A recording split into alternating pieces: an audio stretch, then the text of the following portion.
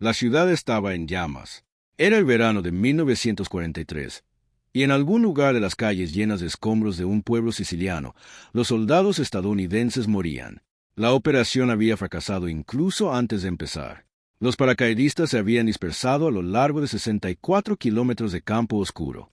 Las lanchas de desembarco habían volcado en el oleaje embravecido. Los hombres que habían sobrevivido al salto luchaban ahora sin órdenes, sin apoyo, sin la certeza de que la invasión hubiera tenido éxito. Todo aquello tenía una hedor a catástrofe. Y entonces llegó un general. Llegó en un jeep, avanzando a pesar de que el instinto de supervivencia le decía que se quedara atrás. Era robusto, de mandíbula firme y con una mirada penetrante. No gritó, no entró en pánico. Simplemente se puso a trabajar, absorbiendo el caos, reorganizando a los hombres, tomando decisiones en segundos que otros comandantes habían tardado horas en evitar. Un soldado que lo vio esa mañana escribió más tarde que el general se movía entre los escombros de la cabeza de playa como si hubiera nacido para ese preciso momento, como si el desorden, el humo y el peligro hubieran aclarado algo en su interior en lugar de nublarlo. Al anochecer, la cabeza de playa estaba asegurada. Al final de esa campaña, el nombre del general sería conocido por todos los oficiales superiores del mando aliado. Y cuando la guerra en Europa terminó, el propio George S. Patton, el comandante estadounidense más agresivo, más teatral y más seguro de sí mismo de todo el conflicto, miraría a este hombre y diría, sin reservas, que era el mejor general de combate de todo el ejército de los Estados Unidos. ¿Quién era este hombre? Cómo un soldado de caballería del corazón de la frontera de Texas se convirtió en el comandante de campo de batalla más confiable que Estados Unidos produjo en la guerra más grande de la historia de la humanidad. Su nombre era Lucien King Truscott Jr., y su historia es una de las más extraordinarias, y a la vez una de las menos conocidas, de toda la tradición militar estadounidense.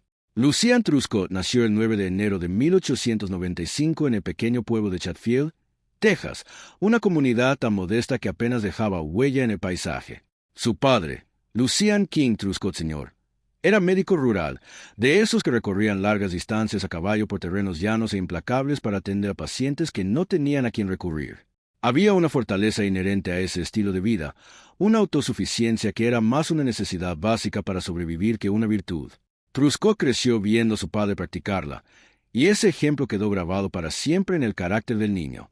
La familia se mudó con frecuencia durante la infancia de Truscott, estableciéndose finalmente en Oklahoma, donde Lucien asistió a varias escuelas locales. Era un buen estudiante, pero no sobresaliente, el tipo de joven que parecía absorber todo a su alrededor sin destacar demasiado. Desarrolló desde temprana edad una gran afición por los caballos. Era la época en que montar a caballo no era un pasatiempo, sino una herramienta, y un muchacho que sabía montar bien tenía una clara ventaja en la vida. Esa conexión con los caballos, con el ritmo y las exigencias de la equitación, moldearía su carrera militar de maneras que nadie podría haber predicho. Tras graduarse de la escuela secundaria, Truscott intentó brevemente dedicarse a la enseñanza, trabajando en una escuela rural de Oklahoma. Era un trabajo honesto y respetable, pero no era su verdadera vocación. La necesidad de algo más grande, algo que le exigiera más física y mentalmente, nunca desapareció del todo. En 1917, con Estados Unidos recién entrado en la Primera Guerra Mundial y el ejército expandiéndose rápidamente, Truscott solicitó un puesto de oficial. Lo obtuvo, y su vida cambió de rumbo para siempre. Fue nombrado oficial de caballería, y en un mundo que se transformaba rápidamente por las ametralladoras, el gas venenoso y la matanza a escala industrial, eso tenía un gran significado. La caballería era una institución arraigada en la cultura militar estadounidense, con sus propios códigos, ritmos y exigencias. Para ser un buen oficial de caballería se requería no solo valentía, sino también buen juicio, la capacidad de interpretar el terreno, de moverse con rapidez y de aprovechar una brecha antes de que el enemigo pudiera cerrarla. Truscott demostró ser muy bueno en ello. La Primera Guerra Mundial terminó antes de que Truscott entrara en combate, pero el periodo de entreguerras no fue tiempo perdido para él. El ejército de las décadas de 1920 y 1930 era una institución austera y con escasos recursos, pero también intelectualmente rigurosa en ciertos aspectos. Los oficiales que se tomaban en serio su oficio leían con detenimiento, debatían doctrina y reflexionaban cuidadosamente sobre cómo sería la próxima guerra. Truscott era uno de ellos. Asistió a la Escuela de Comando y Estado Mayor en Fort Leavenworth, donde las mentes más brillantes del ejército lidiaban con los problemas de la guerra moderna. Impartió clases en escuelas de caballería. Escribió, reflexionó, acumuló el tipo de profundo conocimiento profesional que, llegado el momento crítico, se traduciría directamente en vidas salvadas y terreno conquistado. También contrajo matrimonio. Su esposa, Sarah Randolph, era una mujer inteligente y serena, y su unión se convirtió en uno de los pilares de la vida de Truscott. Tuvieron 2 hijos, y aunque las exigencias del ejército implicaban largas separaciones, la familia se mantuvo unida con una discreta fortaleza que reflejaba el propio carácter de Truscott. En 1940, con Europa ya en guerra y Estados Unidos iniciando el lento, doloroso proceso de prepararse para un conflicto en el que aún no había participado, Truscott era coronel, respetado dentro del ejército, pero aún no famoso fuera de él. Eso estaba a punto de cambiar. En 1942, tras la entrada de Estados Unidos en la guerra después de Pearl Harbor, Truscott fue enviado a Gran Bretaña como parte de una misión de enlace para trabajar con el Cuartel General de Operaciones Combinadas de Lord Louis Mountbatten. La misión suena burocrática, pero no lo era en absoluto. Lo que Truscott presenció y asimiló en Gran Bretaña durante esos meses forjaría una de las contribuciones más significativas que hizo al esfuerzo bélico aliado. Estuvo presente durante la planificación y las consecuencias del desembarco de Dieppe, el catastrófico asalto anfibio de agosto de 1942 en la costa francesa que causó la muerte o captura de casi 2/3 de la fuerza, mayoritariamente canadiense, que lo llevó a cabo. Dieppe fue un desastre en casi todos los sentidos, pero fue un desastre que dejó lecciones difíciles y esenciales, sobre defensas costeras, sobre coordinación, sobre la diferencia entre un ensayo y la realidad. Truscott asimiló esas lecciones con una intensidad que rozaba la obsesión. Luego, tomó una de ellas y construyó algo perdurable a partir de ella. Al observar el entrenamiento de los comandos británicos, Truscott se convenció de que el ejército de los Estados Unidos necesitaba su propia fuerza de infantería ligera de élite, hombres capaces de moverse con mayor rapidez, intensidad y profundidad que las unidades convencionales, hombres entrenados para operar al límite de la resistencia. Propuso la creación de un batallón de Rangers estadounidenses, inspirado en parte en los comandos británicos, pero moldeado por el carácter y las fortalezas estadounidenses. La propuesta fue aprobada. El primer batallón de Rangers se formó en Carrickfergus, Irlanda del Norte, en junio de 1942, con Truscott como visionario. Incluso le dio nombre a la unidad, inspirándose en la tradición de los Rangers de Rollers de la época colonial.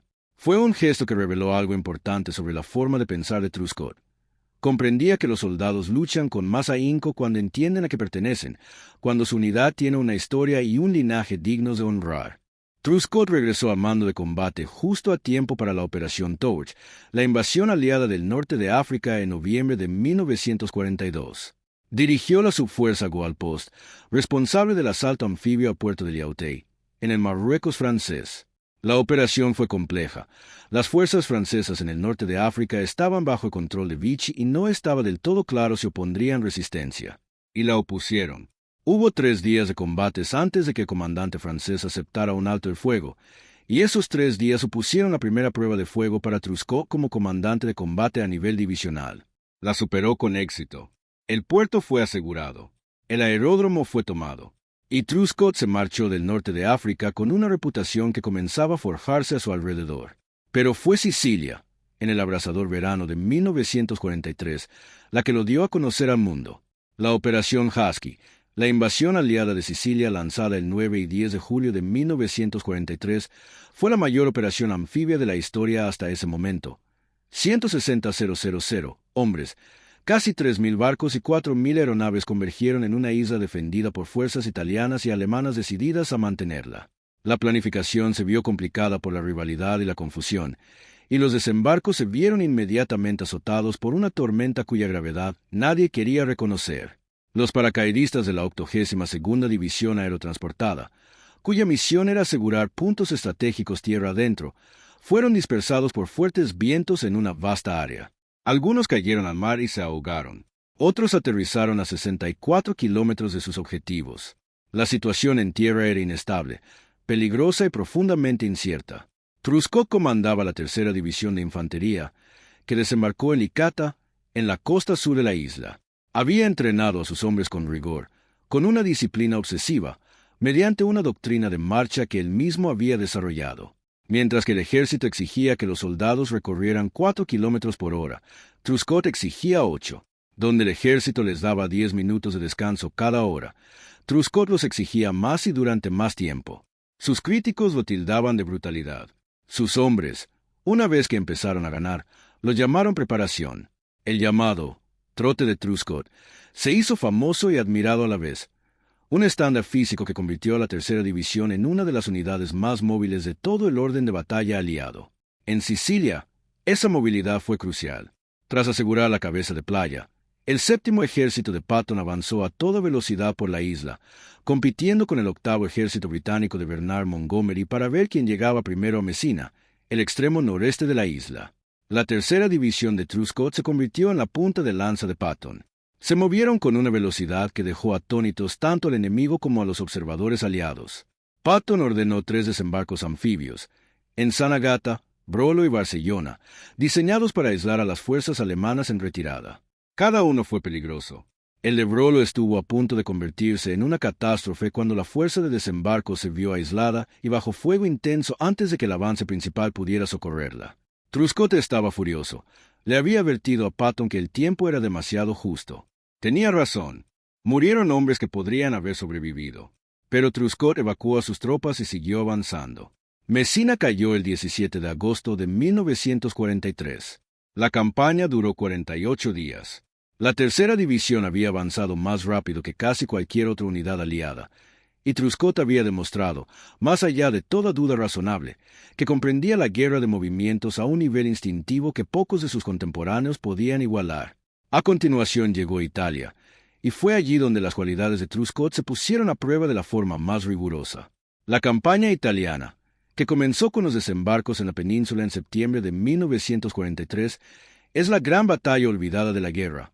Una campaña librada en ascenso a través de un terreno brutal, cordilleras y valles fluviales que favorecían al defensor en cada paso, contra un ejército alemán comandado por Albert Kesselring, posiblemente el comandante defensivo más hábil de toda la guerra. No fue una campaña que premiara la brillantez, sino que exigió resistencia, paciencia y una absoluta negativa a rendirse.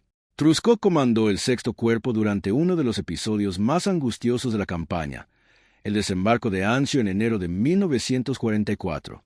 El concepto detrás de Anzio era sencillo y audaz: desembarcar fuerzas aliadas tras las líneas defensivas alemanas, la línea de invierno, anclada por la formidable línea Gustav, cortar sus rutas de suministro y forzar una rápida retirada.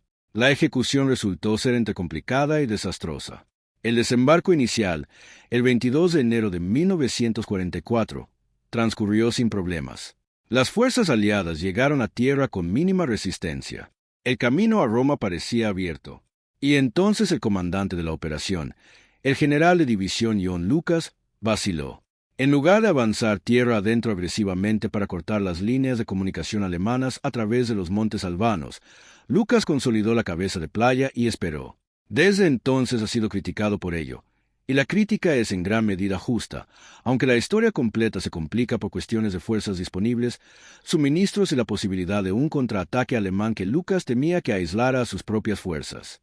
Ese contraataque se produjo de todos modos. En febrero de 1944, Kesselring lanzó un ataque alemán masivo con el objetivo de hacer retroceder a los aliados hacia el mar. Los combates en Anzio durante esas semanas fueron tan intensos, agotadores y costosos como cualquier otro que el ejército estadounidense haya experimentado en todo el frente europeo. Hubo momentos en que la cabeza de playa estuvo a punto de colapsar. Los supervivientes describieron un peligro constante e ineludible: bombardeos continuos, contraataques nocturnos y bajas que se acumulaban día tras día sin que se vislumbrara un final claro. Lucas fue relevado del mando el 22 de febrero de 1944. Truscott lo reemplazó. Tomar el mando de un cuerpo de ejército en medio de una crisis no es algo que se ensaye. No hay ningún ejercicio que te prepare para entrar en un cuartel general donde el comandante anterior acaba de ser destituido, donde los hombres están exhaustos, ensangrentados e inseguros, y encontrar la manera de estabilizar la situación, finalmente, avanzar. Truscott lo logró. No obró milagros. Ningún general podría haber creado una transformación tan drástica de las ruinas de Anzio de la noche a la mañana, pero estabilizó la línea, tranquilizó a los hombres y comenzó el proceso metódico y disciplinado de preparación para la eventual ruptura del cerco.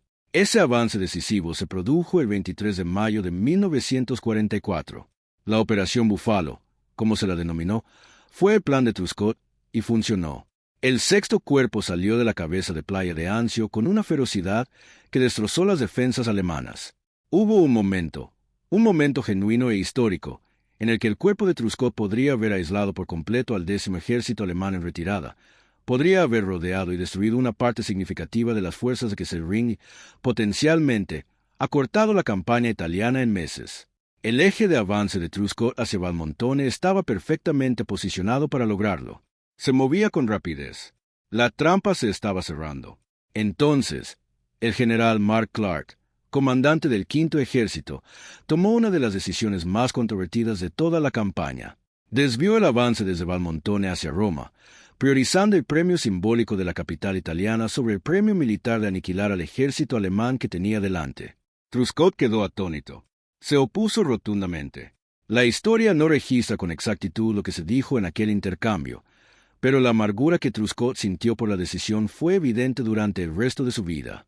Roma cayó el 4 de junio de 1944, 2 días antes del desembarco de Normandía, y Clark acaparó los titulares. Pero el ejército alemán escapó prácticamente intacto, y la matanza en Italia continuó durante un año más. Truscott no dejó que la frustración lo doblegara. No era su forma de actuar. En agosto de 1944, dirigió el sexto cuerpo en la Operación Dragón, la invasión aliada del sur de Francia, que desembarcó en la Riviera Francesa el 15 de agosto contra una resistencia alemana inicialmente débil. Los desembarcos fueron un éxito. La posterior persecución de las fuerzas alemanas en retirada por el valle del Ródano fue aún mejor. El cuerpo de Truscott avanzó a una velocidad casi estimulante tras la dura experiencia de Italia. Ciudad tras ciudad caía. Formaciones alemanas se disolvían o huían ante el ritmo del avance aliado. Grenoble cayó. Lyon cayó. El grupo de ejércitos alemán estaba en plena retirada. En octubre de 1944, Truscott fue ascendido al mando del Quinto Ejército en Italia, reemplazando a Mark Clark, quien pasó a comandar el 15º Grupo de Ejércitos. Fue el mando de combate de mayor rango que Truscott ostentaría, y se produjo en uno de los momentos más duros de la campaña. El invierno de 1944 a 1945 en Italia fue brutal, no solo por el clima, que era espantoso, sino también por el desgaste psicológico de una campaña que parecía interminable, en montañas implacables, contra un enemigo que nunca se rindió. Truscott luchó contra viento y marea. La ofensiva final en Italia, lanzada en abril de 1945, resquebrajó la línea alemana en el Valle del Po con una contundencia que había sido esquiva durante tanto tiempo. La resistencia alemana se derrumbó rápidamente. El 2 de mayo de 1945, las fuerzas alemanas en Italia se rindieron. La campaña había terminado. Lucien Truscott la había combatido desde las playas de Marruecos hasta las llanuras del norte de Italia, y nunca había fallado. Las medallas llegaron, como siempre, un poco tarde. Truscott recibió la medalla al servicio distinguido, la estrella de plata, la Legión al Mérito, la estrella de bronce y numerosas condecoraciones extranjeras. Las lucios en ceremonia no eran lo que le importaba. Lo que sí le importaba se ilustra quizás mejor con un solo momento que se ha convertido en una de las imágenes más silenciosamente devastadoras surgidas de la Segunda Guerra Mundial. El Día de los Caídos de 1945, pocos días después de la rendición alemana, Truscott se encontraba frente a un inmenso cementerio en Italia, repleto de las tumbas de soldados estadounidenses caídos en la campaña. Estaba allí para pronunciar un discurso en la ceremonia de dedicación. Contempló las cruces blancas y las estrellas de David que se extendían por la ladera en filas perfectas. Luego, dio la espalda al público, a los vivos, a los dignatarios, a las cámaras, y se dirigió a los muertos. Les habló directamente. Les dijo que cada hombre allí era su responsabilidad, que los había enviado a lugares donde murieron y que cargaría con ese peso el resto de su vida. Les dijo que esperaba que lo que se había hecho valiera la pena, pero que jamás se atrevería a afirmar si ellos estarían de acuerdo. Su voz era suave. Su porte era rígido, esforzándose por no derrumbarse. Nadie que lo presenció lo olvidó jamás. Tras la guerra, la carrera de Truscott continuó con su característica competencia y modestia respecto a sus propios logros. Comandó brevemente el Tercer Ejército en Alemania, supervisando las tareas de ocupación. Posteriormente, asumió un cargo muy distinto a todo lo que había hecho antes. Fue asesor militar principal del director de la Agencia Central de Inteligencia, CIA, en aquel momento de la historia temprana de la CIA, a finales de la década de 1940 y principios de la de 1950, cuando la organización se afianzaba en el nuevo panorama de la inteligencia de la Guerra Fría. No era un trabajo que le resultara tan natural como el mando en combate, pero lo desempeñó con la misma profesionalidad que demostraba en todo lo demás. Se retiró del ejército como general en 1947, y durante su retiro hizo algo que sorprendió a muchos de quienes lo conocían: escribió. Siempre había sido un hombre reflexivo, un lector, alguien que mantenía su vida interior cuidadosamente privada tras la dura coraza que la batalla había construido a su alrededor. En su retiro, esa vida interior encontró cierta expresión. Sus memorias, Command Missions, publicadas en 1954, siguen siendo uno de los mejores relatos de primera mano sobre el liderazgo militar estadounidense en la Segunda Guerra Mundial. Lúcido, a veces brutal en su honestidad, y marcado en todo momento por la misma firmeza que había caracterizado su liderazgo en combate. No es un libro de autoelogio. Es un libro sobre soldados y el peso de comandarlos. Durante esos años, su salud también empeoró. Los años de campaña, el estrés del mando y una carrera llevada al límite de sus capacidades humanas le pasaron factura. Lucian Truscott falleció el 12 de septiembre de 1965 en Alexandria, Virginia, a los 70 años. Fue enterrado en West Point, en el cementerio de la academia que había forjado a tantos de los hombres con los que había servido. George Patton ya no estaba. Había muerto en un accidente automovilístico en diciembre de 1945, apenas unos meses después del fin de la guerra. Pero Patton había dicho lo que había que decir mientras aún había tiempo para decirlo. Y otros soldados, menos famosos que Patton pero no menos creíbles, también lo habían dicho, que Truscott era el mejor de todos. Que cuando las cosas salían mal, cuando el plan se desmoronaba, cuando el enemigo hacía algo inesperado, los mapas fallaban y las radios no funcionaban, Truscott era el hombre que uno quería al mando. No el más brillante, no el más teatral, el más confiable, el más honesto, el más competente en lo fundamental. La palabra competente suena insignificante cuando se aplica a un hombre que cambió el curso de las batallas y salvó la vida de miles.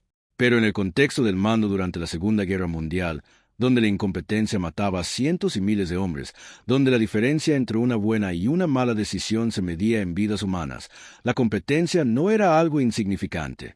Era, quizás, lo más importante. Lucian Truscott comprendió algo que los generales más célebres de la guerra a veces olvidaban. Comprendió que el soldado en la trinchera, el sargento en el puesto de control, el soldado raso que llevaba 36 horas despierto y a que se le pedía que aguantara otras 6. Ese hombre no era un instrumento, era una persona. Tenía una familia en algún lugar. Tenía miedo. Merecía un comandante que se lo tomara en serio, que no malgastara su vida, que lo mirara a los ojos y le dijera la verdad sobre lo que se le pedía. Cuando Truscott dio la espalda al público en aquel cementerio italiano en 1945 y habló a los muertos, no estaba actuando. Estaba saldando cuentas. Estaba haciendo lo que creía que un comandante les debía a los hombres a los que había guiado a los peores lugares del mundo. Estaba reconociendo el peso que nunca lo abandonó, el peso que todos los comandantes serios llevan consigo y que la mayoría son demasiado orgullosos o están demasiado a la defensiva como para mostrar. Ese momento es el verdadero monumento a Truscott, no las medallas, ni los mandos, ni las batallas ganadas. El momento en que un hombre duro se plantó ante los muertos y les hizo ver que no los había olvidado, que jamás los olvidaría, que su sacrificio no había pasado desapercibido para quien lo ordenó. Ese es el legado de Lucian King Truscott Jr., el militar de caballería de Texas que se convirtió en el general más fiable de Estados Unidos y que cargó con el precio de esa fiabilidad cada día durante el resto de su vida. Si esta historia te conmovió, si la vida, el sacrificio y la grandeza silenciosa de este hombre te inspiraron, suscríbete a este canal, porque hay cientos de historias como esta esperando ser contadas, y todas merecen ser escuchadas. Deja un comentario abajo con el nombre del héroe de la Segunda Guerra Mundial que quieres que presentemos a continuación, porque el próximo nombre que mencionemos podría cambiar para siempre tu perspectiva sobre esta guerra.